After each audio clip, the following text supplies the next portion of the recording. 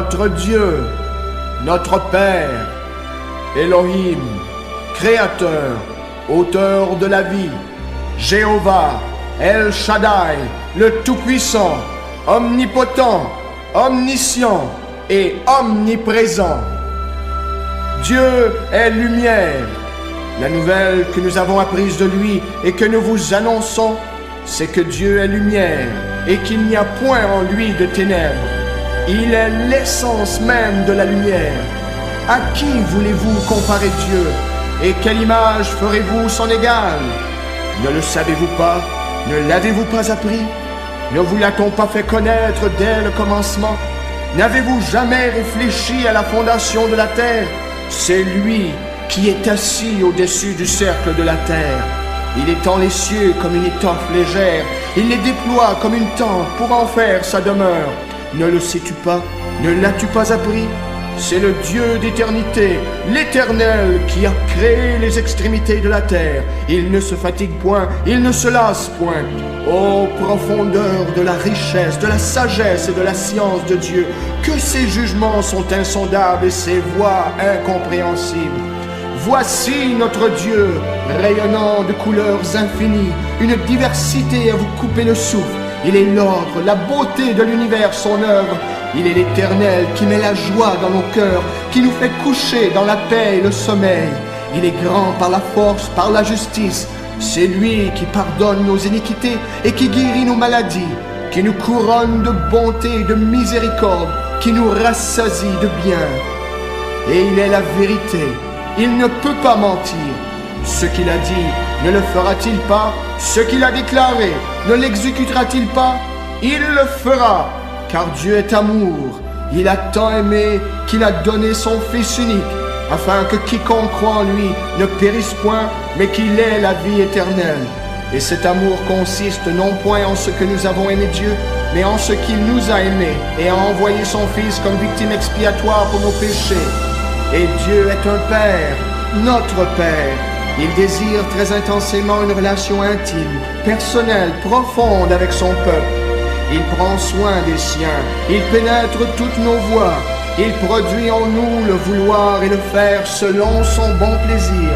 Car c'est Dieu, en Christ, en vous, l'espérance de la gloire. Nous sommes l'habitation de Dieu, son lieu même de demeure, son chez lui. Car Dieu n'est pas limité ni par le temps, ni par l'espace, mais il est infini en sagesse et en diversité. Il a mis de l'ordre dans les cieux, afin qu'il proclame sa parole. Car les cieux racontent sa gloire et l'étendue manifeste son œuvre. Le jour en instruit un autre jour, la nuit en donne connaissance à une autre nuit. Ce n'est pas un langage, ce ne sont pas des paroles dont le son ne soit point entendu.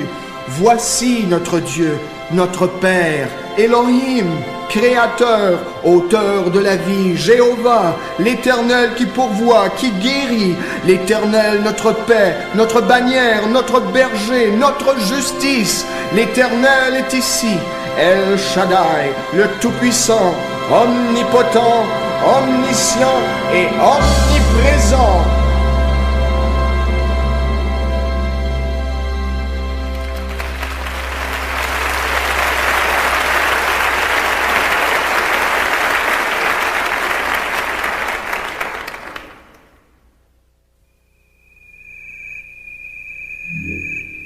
L'adversaire fonctionne de manière stricte à travers une hiérarchie de commandants.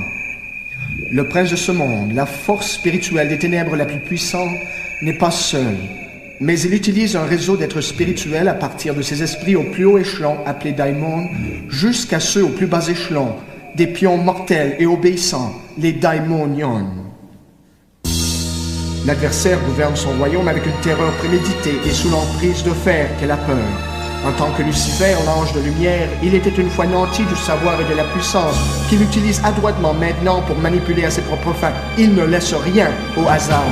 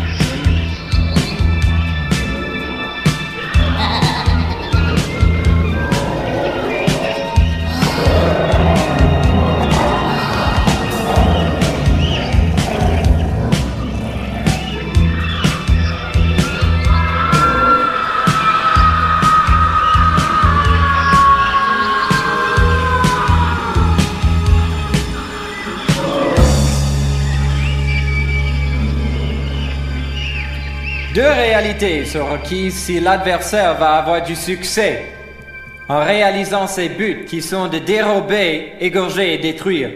Et il a bien réussi.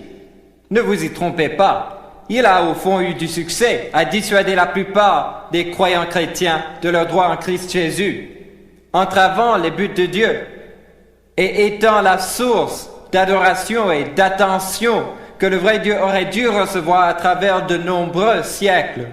Ces deux choses sont l'organisation et la direction. Il y a une organisation en tête de la déformation et de la confusion, la hiérarchie de l'organisation dans le royaume de l'adversaire et la systématisation de l'erreur. Dans bien des manières, ça fonctionne comme une armée, avec une hiérarchie répartie en couches de dirigeants et d'adeptes. Les deux classements les plus fondamentaux sont dénotés par ces mots grecs daimon et daimonion. Les esprits daimon sont les généraux à 5 étoiles, pour ainsi dire. Les esprits diaboliques dirigeants, commandants, ceux qui surpassent les autres, en puissance, en force, en influence et en souplesse. Les daimons commandent leurs unités, ou leurs meutes, ou leurs pelotons, ou leurs bataillons de simples soldats appelés daimonions. Les daimonions ont une grande habileté et pourtant leur habileté doit être dirigée et contrôlée de manière très stricte afin qu'ils ne dispersent ni ne dissipent leurs capacités et leurs aptitudes à l'infiltration. C'est pourquoi les daimons doivent gouverner d'une main de fer. Les daimonions se bagarrent entre eux, mais les daimons les remettent d'aplomb.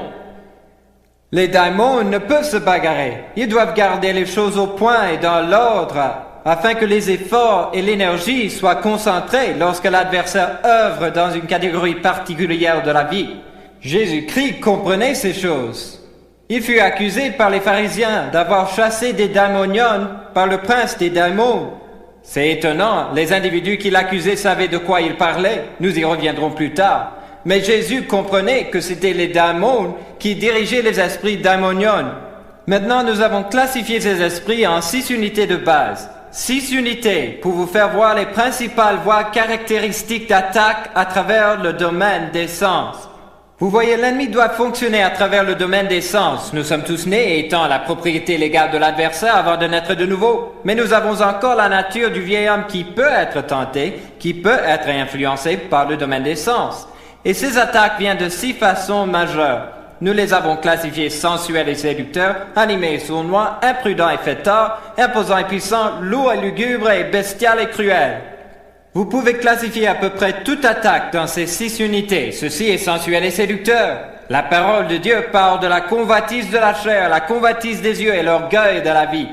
Elle parle de passions infâmes, fouettant les appétits authentiques de la vie que Dieu a mis dans les gens et les poussant à l'extrême, les poussant hors de contrôle, où la passion et l'émotion dominent la logique. Cela est l'influence d'esprit diabolique. Ensuite, dans cette catégorie, animé et sournois, il y a des manœuvres d'une grande jalousie dans cette catégorie. Il y a une grande amertume dans cette catégorie. La parole de Dieu parle de la ruse du serpent qui a séduit Ève par sa ruse. Une grande ruse dans ses attaques. Animé, signifiant qui paraissent inoffensifs bien des fois, inoffensif, n'ayant aucun effet, mais très sournois. Dans le fond, c'est une attaque.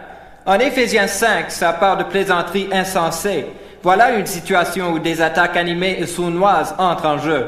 Bien des fois, les gens plaisantent en ce qui concerne Dieu, les choses de Dieu, le peuple de Dieu. Ça peut sembler inoffensif et frivole, mais ce ne l'est pas. C'est très sournois et subtil. Ça coupe la parole